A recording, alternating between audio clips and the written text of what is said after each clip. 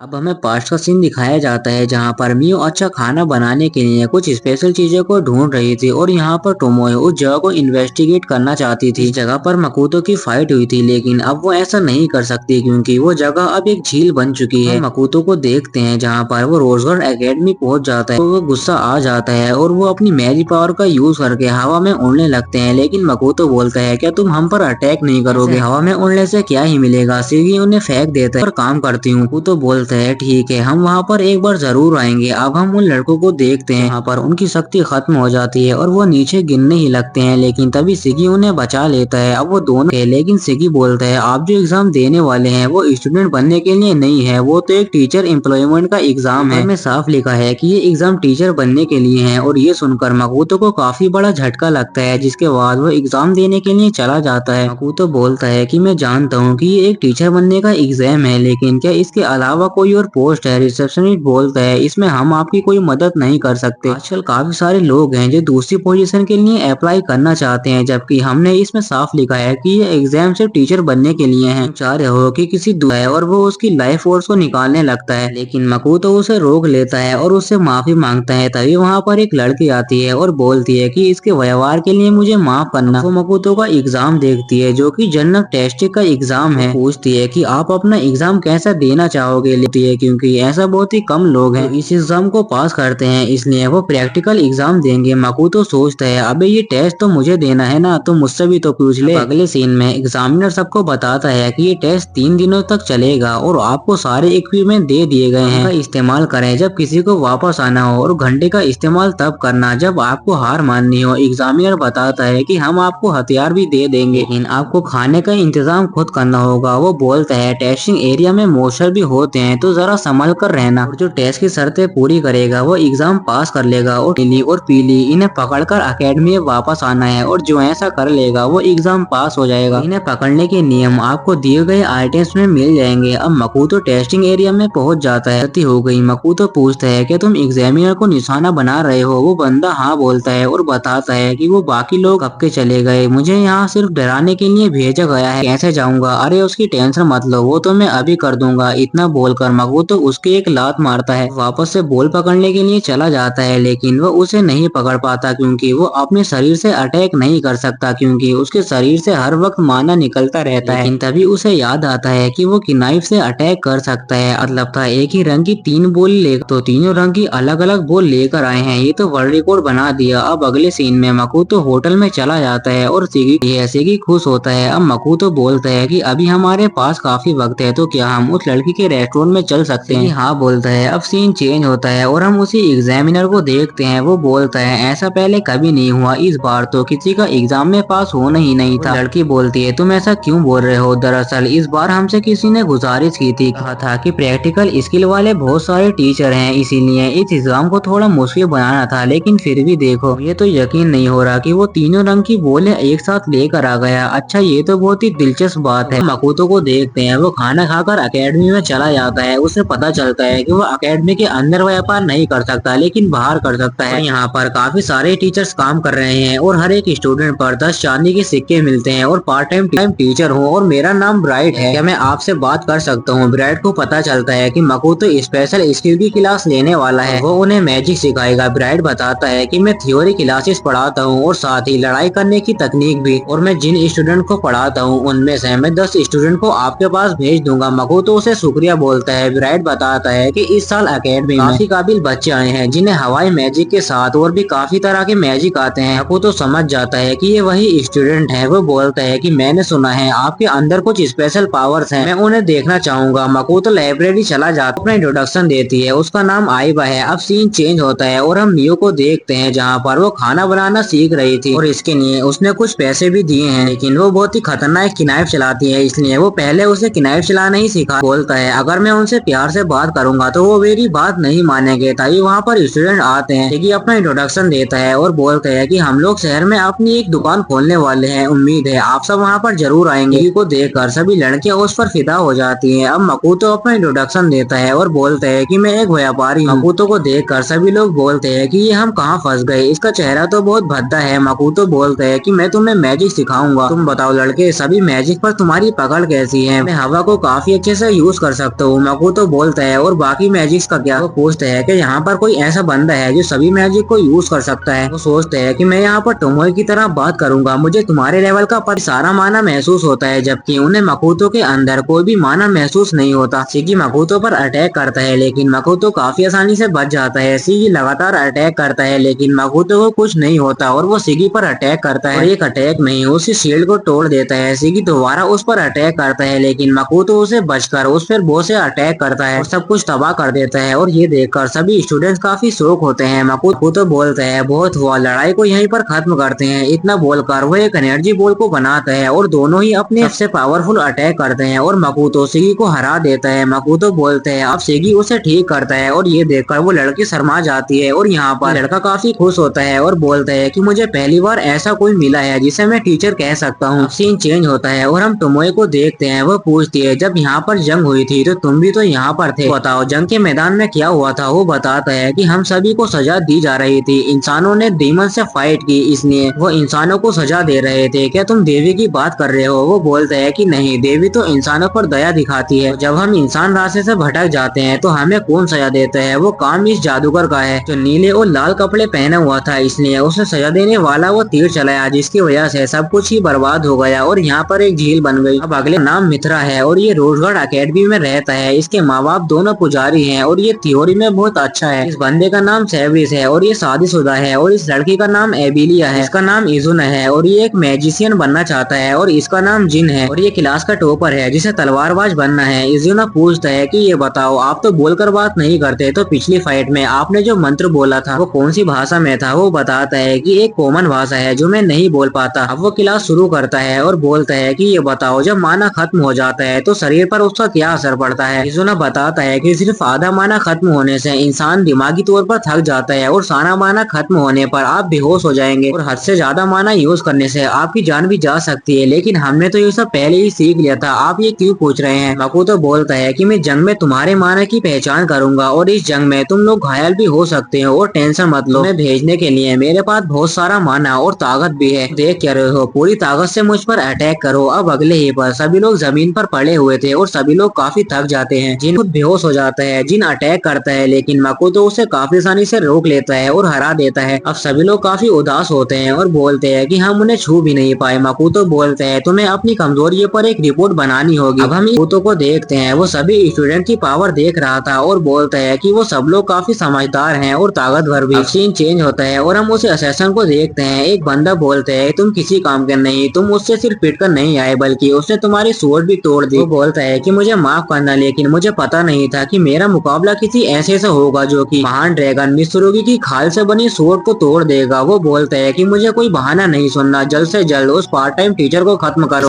Makoto को teacher बने हुए 2 हफ्ते बीत जाते हैं और उसने वहाँ पर एक नई दुकान भी खोली है और इसी के साथ रोजगार में उसकी कंपनी की शुरुआत होती है। मकोतो इन दोनों को उस दुकान पर लगा देता है और मकोतो की यहाँ पर क्लासेस तो अच्छी चल रही थी लेकिन लड़के बार बार उसे प्रपोज कर रही थी, आप मुझसे शादी करेंगे? और ये लड़कियां मकोतो से शादी इसलिए करना चाहती थी ताकि उनकी जिंदगी अच्छी हो जाए। ये देखकर मकोतो सोचता है कि यहाँ पर शादी इस तरह से होती है, लेकिन तभी वो अपनी मोम डैड का स्केच देखता है। अब अगले सीन में हम टोमोए को देखते हैं जो कि लाइम से पूछती है कि बताओ उस समुद्र की छानबीन कैसी चल रही है। लाइम कहता है कि मुझे लगता है किसी ने स्टेला के किले से पहले लाइका से जंग लड़ी थी और शायद वो ड्रैगन स्लेयर सोफिया पोल का ही थी। वो दोनों आपस में बात कर रहे थे, लेकिन तभी टोमोयो को महसूस होता है कि लाइम का किसी ने पीछा किया है। वो लोग कहते हैं कि हम यात्री हैं और हम यहाँ पर इसलिए आए हैं क्योंकि हमने यहाँ पर एक अजीब सा हथियार देखा है। टोमोयो उन्हें अंदर बुलाती है और हम देखते हैं कि वो ग्लूटनी की राजकुमारी और उसके साथ में टोमोगी था जो कि उनका हीरो है। वो लोग एक दूसरे को अपना इंट्रोडक्शन देते हैं। टोमोयो पूछती है कि तुम यहाँ पर क्यों आई हो। लिली उसे बता रही थी, लेकिन तभी टोमोई कहता है ये तो कटाना है ना, मैं इसे जानता हूँ। वो टोमो से कटाना मांगता है, लेकिन जब वो कटाना का कवर हटाता है तो वो उससे हटता ही नहीं। इस पर टोमो कहती है तुम इसे नहीं निकाल सकते, इस कटाना को ऐसा बनाया गया है कि इसका कवर सिर्फ मैं ही निकाल सकती हूँ। ये देखकर टोमो की शौक होता है और कहता है कि ऐसा नहीं हो सकता, लेकिन तभी टोमो उसे सूट ले लेती है और उसे सूट की एक झलक दिखाती है और ये देखकर वो काफी शौक होते हैं। लिली कहती है कि ये कटाना तुम मुझे दे सकती हो, लेकिन टोमो मना करती है और कहती है कि ये बेचने के लिए नहीं है। तब लिली कहती है कि मैं ग्लूटोनिया की राजकुमारी हूँ और टोमोगी हमारे किंगडम का हीरो है जिन्हें देवी ने हमें खुद सौंपा है, तो क्या आप ये सूट हमें दे सकती हैं। लेकिन टोमो मना करती है और कहती है कि मैं ये तुम्हें किसी कीमत में नहीं दूंगी, दोबारा इस पर बात मत करना। तभी टोमोगी लाइम के ऊपर अपनी मैजिकल आइज का यूज करता है और इसे अपने कंट्रोल में कर लेता है। लाइम कहता है हमें ये सूट इन्हें दे देनी चाहिए, लेकिन टोमो मना करती है। तब टोमोगी अपनी आइज को टोमो पर यूज करता है, लेकिन हम देखते हैं कि उसे उसकी पावर से कुछ नहीं होता और ये देखकर टोमोगी काफी शौक होता है। तभी मोरा कहती है तुम एक ड्रैगन हो और तुम कोई मामूली ड्रैगन नहीं हो, तुम्हारी मौजूदगी असीम शक्तियों से भरपूर है। मन में सोचती है कि इस इलाके की सबसे पावरफुल ड्रैगन तो लाइका है, लेकिन टोमोए कहती है कि मैं लाइका नहीं हूँ और ये सुनकर लिली शौक होती है क्योंकि टोमोए ने उसकी मन की बात सुन ली है। मोरा अपनी पावर का यूज करती है और टोमोए को कंट्रोल करने की कोशिश करती है, लेकिन टोमोए को इससे कुछ फर्क नहीं पड़ता। वो बोलती है कि तुम्हारे पास ड्रैगन को काबू करने की शक्ति है, इसका मतलब तुम ड्रैगन समनर हो। अभी टोमोए को शब्द बोलती है और हम देखते हैं कि सबकी पावर्स खत्म हो जाती है और लाइम भी होश में आ जाता है। लाइम बोलता है कि मैं इस चोर को क्या दे रहा था। अब ये सुनकर टोमोए की गुस्सा होता है और वो लाइम पर अटैक कर देता है और बोलता है कि मैं एक किंगडम का हीरो हूँ और तुम मुझे ऐसे बेइज्जत नहीं कर सकते। तभी टोमोए को गुस्सा आता है और वो बोलती है कि तुम मेरे लिए एक कचरे के ढेर के बराबर हो। वो लिली से कहती है कि मैं भूल जाऊंगी कि हम लोग कभी मिले थे, दोबारा इस तरह की हरकत मत करना वरना तुम अपने हीरो को खो दोगी। इतना बोलकर टोमोए उन्हें कहीं और भेज देती है और ये देखकर लिली काफी शौक होती है। अब अगले सीन में हम मियो को देखते हैं जो कि खाना बनाना सीख रही थी, इसलिए वो सी फूड को ट्राई करती है और उसे वो काफी पसंद आता है। लेकिन तभी वहाँ पर हिबिकी का वुल्फ आता है और वो मियो पर अटैक कर देता है और ये देखकर मियो काफी गुस्सा होती है क्योंकि इसका किमोनो गंदा होया था जो कि मकुतो को बहुत पसंद था, इसलिए वो उस पर अटैक कर देती है। लेकिन हिबिकी आकर उसे बचा लेती है और मियो से माफी मांगती है और कहती है कि मैं आपकी क्या मदद कर सकती हूँ। मियो कहती है कि तुम उन घास में से सबसे अच्छी घास लेकर आ सकती हो। हिबिकी कहती है कि तुम्हारा मतलब उन सी बीट्स है। ये सुनकर मियो काफी खुश होती है और बोलती है कि तुम्हें इन दोनों का फर्क पता है। हिबिकी बताती है कि आपके एक हाथ में केल्फ है और दूसरे हाथ में सी बीट्स है और ये सूप के साथ बहुत ही अच्छा लगता है। ये सुनकर मियो काफी खुश होती है और अब अगले सीन में वो जंगल से होते हुए सीके में जा रहे थे क्योंकि हिबिकी को कुछ हथियार खरीदने थे और उनके साथ मियो भी थी क्योंकि मियो कुछ टेस्टी खाना बनाना चाहती थी। तभी वो हिबिकी से पूछती है कि ये बताओ कि तुम कितनी पावरफुल हो, क्या तुम इस जानवर से लड़ सकती हो जो कि हमारी ओर तेजी से बढ़ रहा है। मियो दूर जाकर बैठ जाती है ताकि वो उनकी फाइट देख सके। वो लोग काफी अच्छा लड़ रहे थे लेकिन उनके पास हथियार की कमी है। इस बंदे का नाम वेरादा है जो कि उस पर अटैक करता है, लेकिन वो मोस्टर बहुत ही पावरफुल था इसलिए वो उसे ही घायल कर देता है और ये देखकर हिबिकी को कुछ समझ नहीं आता, इसलिए वो मियो से मदद मांगती है और हम देखते हैं कि मियो उसे सिर्फ एक बार में ही हरा देती है, जो देखकर सभी लोग काफी शौक होते हैं। वो उनसे बात कर रही थी लेकिन तभी वो मोस्टर उस पर अटैक करता है और उस अटैक से मियो का किमोनो फट जाता है जो कि मकुतो को उसके ऊपर बहुत अच्छा लगता था और ये देखकर मियो काफी गुस्सा होती है और एक काफी पावरफुल अटैक करती है जो देखकर सभी की फट जाती है। मियो कहती है अब हमें यहाँ से निकलना होगा, इतना बोलकर वो सबको बेहोश कर देती है। तभी हिबिकी का वुल्फ उसके सामने आता है। मियो कहती है कि हम पहले भी मिल चुके हैं, अब तुम देख सकते हो कि मैं बिल्कुल बदल चुकी हूँ और मैंने तुम्हारी मालकिन की जान भी बचाई है और मैं तुम्हें भी कुछ नहीं करूंगी, लेकिन मेरी असलियत के बारे में किसी को मत बताना। ये सुनकर वुल्फ मान जाता है। अब अगले सीन में हिबिकी की आंख खुलती है और उसे एक खत मिलता है जो कि मियो ने लिखा था। उस खत में लिखा था कि मैं तुम्हें सीके ले आई हूँ और तुम कुजुनोहा कंपनी का पता करो। अगले सीन में वो वहाँ पर पहुंच जाते हैं और मियो बोलती है कि मैंने तुम्हें यहाँ खाना बनाने के लिए बुलाया है और मैंने तुम्हारी जान बचाई है, इसलिए तुम मेरी इतनी मदद तो कर ही सकती हो। लेकिन उसके दोस्त बोलते हैं कि हम तो यहाँ हथियार लेने के लिए आए थे ताकि हम रेसलिंग फाइट के लिए खुद को पूरी तरह से तैयार कर पाए, इसलिए हमारे पास वक्त नहीं है। तब मियो बोलती है कि तुम इस छोटे से कीड़े को तो हरा नहीं पाए तो तुम वहाँ जाकर भला क्या करोगे, तुम्हें मोस्टर का खाना बनना है क्या। हिबिकी कहती है कि हमें खुद को ताकतवर करके किसी भी हालत में वहाँ पर जाना होगा। तब डोफ बोलता है कि मेरे पास एक आइडिया है, हम तुम्हारे लिए हथियार बनाएंगे जिनका इस्तेमाल तुम बैट्समैन की लड़ाई में कर सकती हो, इसकी कीमत तुम बाद में चुका देना और हथियार बनने में हमें 3 दिन लगेंगे और रात को ट्रेनिंग के दौरान क्या तुम मियो को खाना बनाना सिखा सकती हो। लेकिन तभी मियो बोलती है कि न्यू हथियार मिलने से कंफर्म थोड़ी है कि इनकी जान बच जाएगी। और क्या तुम्हें पक्का यकीन है कि मैं 3 दिन में खाना बनाना सीख जाऊंगी? बेरन कहता है अगर आपको इनकी फिक्र है तो टोआ और उसकी टोली को इनके साथ भेज दो। अब ये सुनकर मियो भी मान जाती है और हिबिकी भी हाँ बोलती है। अब अगले सीन में मियो को वो खाना बनाना सिखाती है और अब मियो खाना बनाने की सामग्री को भी पहचान लेती है और वो किनाइफ भी अच्छा चला लेती है। लेकिन जब ताकत की बात आती है तो वो कुछ ज्यादा ही ताकत लगा देती है। लेकिन फिर भी हिबिकी को यकीन था कि मियो खाना बनाना सीख जाएगी। अब अगले सीन में हम मकोतो को देखते हैं जो कि डिनर कर रहा था और सीगी उसे बताता है कि टोमोई जल्दी वापस आने वाली है क्योंकि उसे आपको बहुत सारी खबरें देनी है। मकोतो भी बोलता है कि मेरी बात उससे सिर्फ टेलीपैथी से होती है, उससे मिले हुए काफी टाइम हो गया। अब अगले सीन में जब मकोतो डेमिप्लेन जाता है तो उसे वहाँ पर काफी गर्मी लगती है जिसे देखकर वो थोड़ा शौक होता है। और इसी के साथ ये वाला एपिसोड यहीं पर एंड होता है।